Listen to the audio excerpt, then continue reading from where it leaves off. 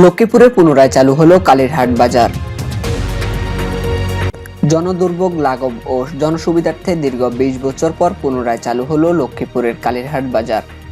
বুধবার বিকেলে স্থানীয় ইউপি চেয়ারম্যান ও এলাকাবাসীর উদ্যোগে সদর উপজেলার পার্বতীনগর ইউনিয়ন দায়দিঘির পাড় এলাকায় কালীরহাট বাজার নামে এই বাজারের উদ্বোধন করা হয়।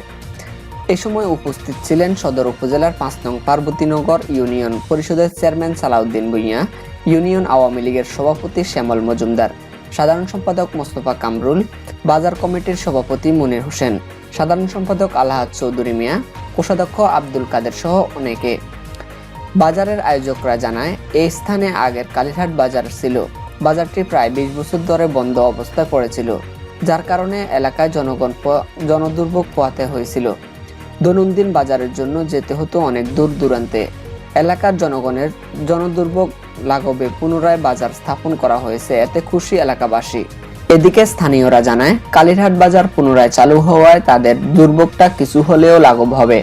এতে করে দৈনন্দিন বাজার জন্য দূর দূরান্তে যেতে হবে না। N71 news desk, Lakshmipur.